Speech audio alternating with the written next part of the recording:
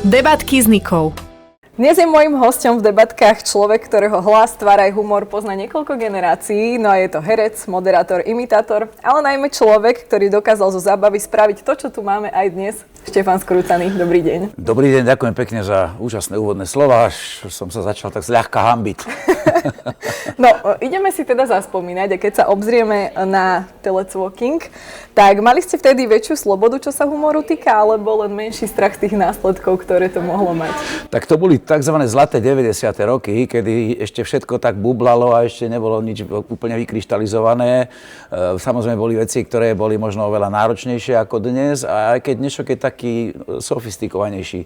Skrátka, vtedy dostal prípadne, keď to teraz naozaj preženiem, človek po hube. Dneska to tak nie je, ale dostanete to úplne inak a z inej strany, ako ste čakali, ale tie následky sú možno oveľa väčšie ako to po hube v 90. rokoch. Čiže je to také, no skrátka, vtedy sa všetko v zásade len tvorilo, hľadalo, v podstate aj súkromné médiá len začínali a tak aj my sme mali možno trošku väčšiu slobodu. Aj keď to bolo obdobie mečiarizmu, ale musím povedať, že dokonca aj v obdobie, kedy nás vlastne vyhodili z televízie slovenskej a podobne, ale stále si myslím, že tá sloboda bola o kúsok väčšia, ako je dnes. Dnes je to všetko také veľmi zložité a sofistikované. A čo si myslíte, že čo konkrétne by už dnes neprešlo? Ja neviem, napríklad my sme tam, keď sme spomínali ste Telecvoking, ale ešte predtým bolo Apropo TV a množstvo ďalších vecí, alebo halušky som robil s Jarom Filipom, Rastom Piškom, to bolo vlastne také tie gumenné bábky, ktoré boli ako politici a my sme robili ich hlasy. Ja si myslím, že dneska už by boli naši politici veľmi citliví na to, že použijeme napríklad meno a priezvisko. Tam sme normálne dávali plné mená, plné priezviská. Mám taký pocit, že aj tá politická satíra a politici boli takí nejakí trošku, povedal by som tiež taký, že ešte sa to len tak tvorilo a neboli takí úzkoprsí, prosto nechali si kľudne spraviť zo seba aj srandu. Pokiaľ si človek nerobí žarty, ja neviem, z nejakých, povedal by som, nedostatkov fyzických, psychických, zdravotných a tak ďalej, tak robiť si žarty z toho, čo povedali, alebo čo spravili, tak je podľa mňa úplne legitímne. No tak mám pocit, že dnes by bol veľký problém, keby sa robilo, ja neviem, sa spravili gumové figurky politikov a oni by mali normálne svoje reálne mená, no tak ja si myslím, že tam už by bolo niekoľko desiatok žalôb, aj si by som hneď vedel povedať mená tých advokátov, ktorí by to žalovali. Áno. A vy ste známi teda tým, že ste... Dneska už to je taká trošku paratelevízia, no. Áno, ale tak bola by to podľa mňa tiež celkom komédia.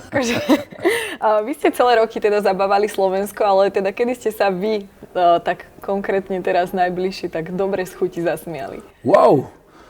Tak ja sa vždycky zasmiem, keď som v spoločnosti ľudí, ktorí sú rozmýšľajúci, ktorí majú podobný zmysel pre humor ako ja. Občas na nejakom dobrom vtipe, občas na nejakej smiešnej situácii a v podstate veľa sa zabávam aj na televíznych novinách, ale to je taký smiech cez slzy, takže to by som nepovedal, že to je taká dobrá, úprimná zábava.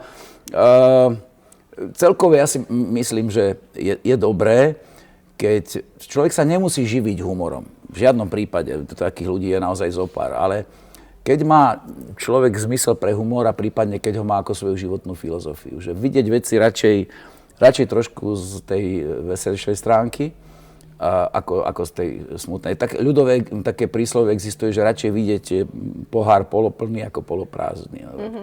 Tak to je celé. Prosto humor je moja životná filozofia a občas sa s tým dá aj uživiť.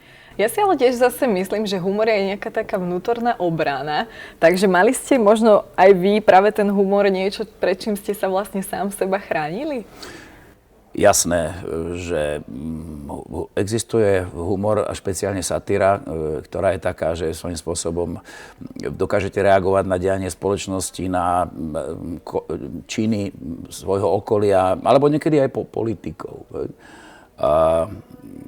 Pamätám si, budem sa snažiť byť trošku, ako by som povedal, slušnejší, lebo kedysi bol taký predseda jednej národnej strany, ktorý si občas vypil a ktorý povedal na nejakých svojich opozičných partnerov, že ja to poviem tak, ako to vtedy on povedal, že s hovnami sa nebavím.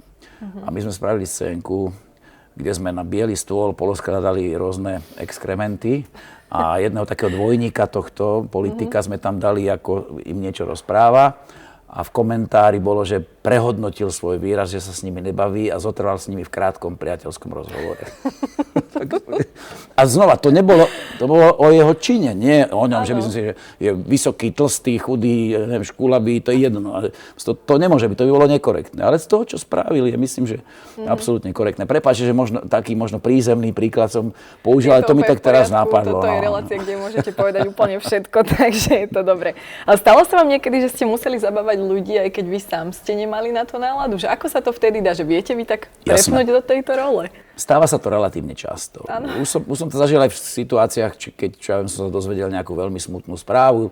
Znova teraz mi napadá veľký event, taký zábavný, som moderoval v bratislavskej Inchebe, keď som sa dozvedel, že Meky Žbírka zomrel a my sme boli v podstate veľmi dobrí priatelia, čiže zrazu som mal takú depresívnu náladu a prosto musím to prekonať. Alebo robili sme festival muzikálov Jožka Bednárika v Brusne, keď sme sa dozvedeli, že Vašo Patejdl zomrel a aj sme to tam museli spomenúť, aj tá Marika vtedy bola Gombitová, ale nemohli sme to robiť v ponurej nálade. Čiže sú to situácie, kedy to registrujete, robí sa možno o niečo ťažšie, ale jednoducho musíte to prekonať a ísť ďalej.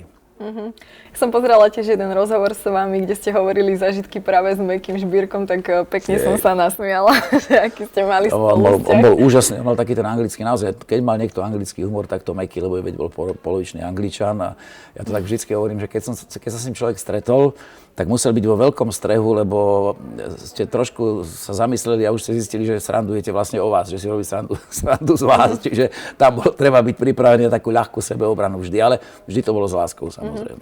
A máte pocit, že sa dnes ľudia menej smejú? Ako to bolo kedy? Mám pocit, že sa ľudia oveľa menej smejú, že sú ľudia voči sebe nevraživí, že si ľudia závidia viac ako kedykoľvek predtým. Mám pocit, že aj to, čo sa deje vo svete, samozrejme je istým spôsobom, sa odráža v nás, že celý svet je zrazu akoby na ruby. Viete, že tu vlastne neplatia žiadne istoty, že ja neviem, v súčasnosti dve z troch najväčších mocností sú vo vojnách a tak, no.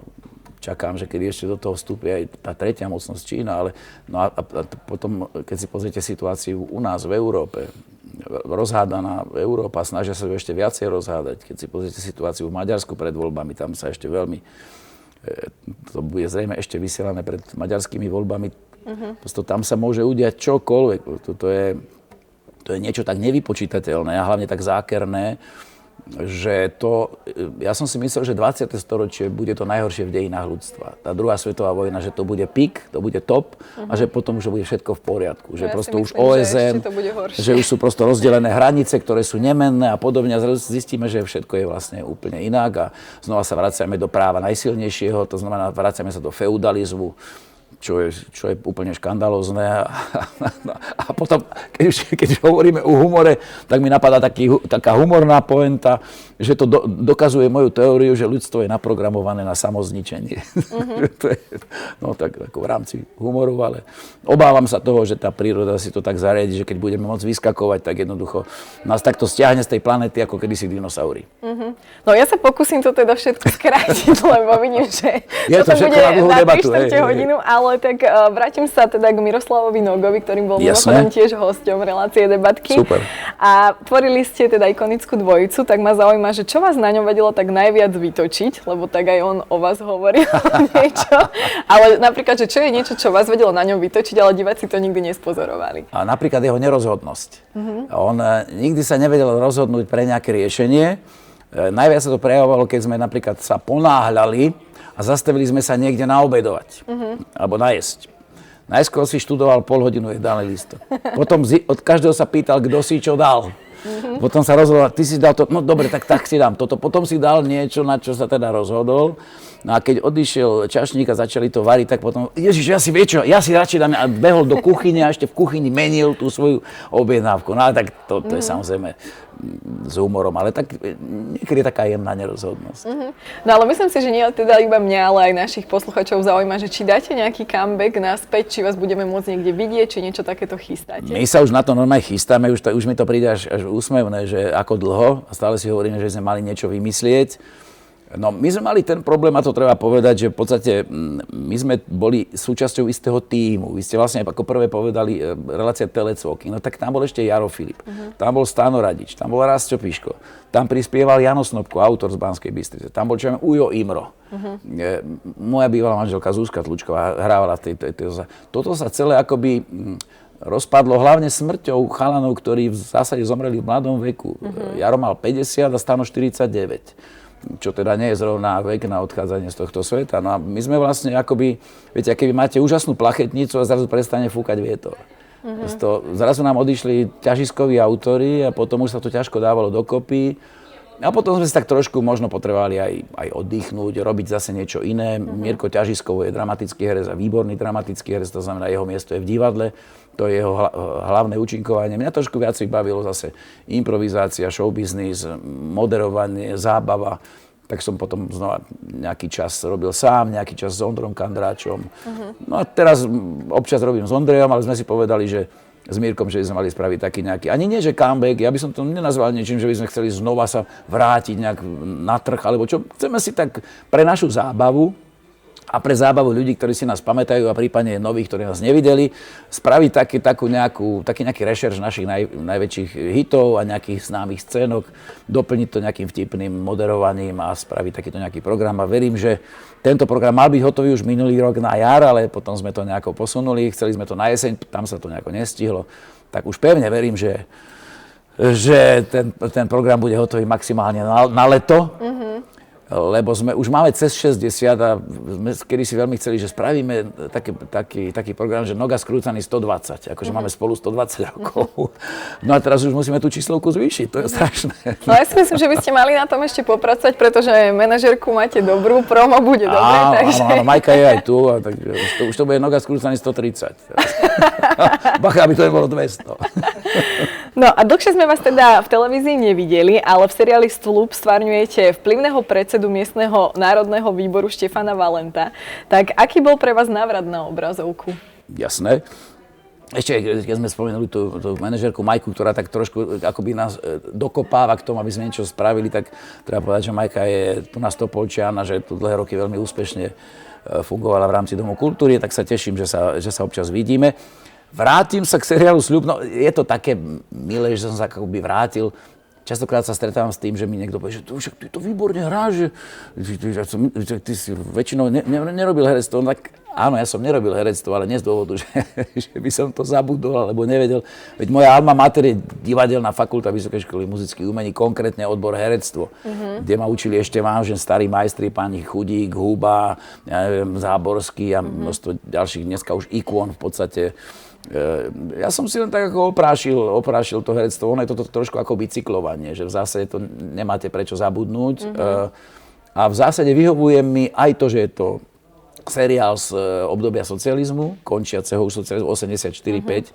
Neviem, ako budú autori to možno budú ťahať do revolúcie. Predpokladám, že ako šéf KSČ budem predseda VPN. No a vy ste sa v tých 80 rokoch nachádzali v akom životnom období?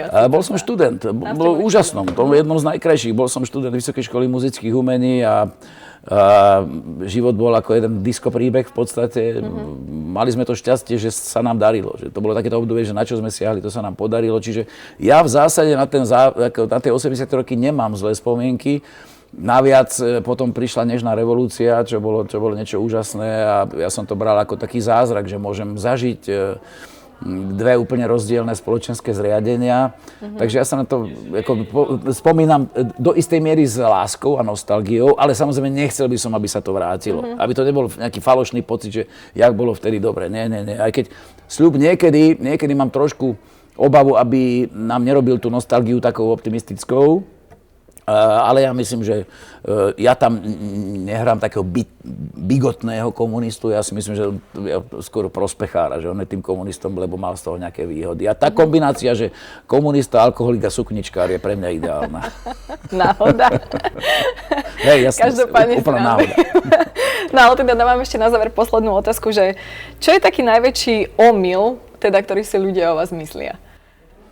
Čo ja viem, býval taký omyl, že si mysleli, svojho času som častokrát hrával opitých, že pijem aj v súkromí. Dokonca viem, že keď som sa oženil s Erikou asi pred 15 rokmi, tak nejaká kamarátka jej mami povedala, že však nech si z toho nič nerobí, že tí alkoholici niekedy bývajú aj veľmi slušní a dobrí ľudia. Tak napríklad to, alebo je možné, že niekedy som mal taký imidž, ale to sme tak držali trošku ten imidž aj v rámci tej dvojice Noga skrúcaný, že som bol taký ten trošku akoby frajer, alebo ja neviem, taký ten, čo sa na veci pozeral z vrchu a tak, a v skutočnosti ja som strašne skromný, slušný a samé dobré vlastnosti mám. Nie, no, že naozaj niekedy mi je veľmi ľúto, najmä v komentároch pod rozhovormi, pod článkami. Ľudia, ktorí vás nikdy v živote nestretli, tam majú na vás vyhranený názor. Z čoho? Z toho, aké postavy som hral, alebo z čoho? Že som robil nejakú zábavu a trafil som do ich obľúbeného politika. Hej. To vôbec o človeku nič nehovorí. Je aj veľa kolegov, ktorí hrajú tie najhoršie postavy, sú to úžasní, nádherní ľudia. A môže byť, že taký, čo hrá toho najkladnejšieho z kladnejších, môže byť celkom krivák. To je v živote. To je takto. Ja vám veľmi pekne ďakujem, že ste si našli čas. Pevne verím, že vás teda Majka dokope k tomu, aby ste to už dali dokopy, pretože my už by sme si vás chceli objednať. Teším sa. Ďakujem pekne za rozhovor. Ďakujem veľmi pekne za váš čas. Ďakujem aj ja a nech sa darí telke, rádiu, mestu. Som rád, že sme na Slovensku, špeciálne v Topolčanoch. Ďakujem krásne. Debatky s Nikou.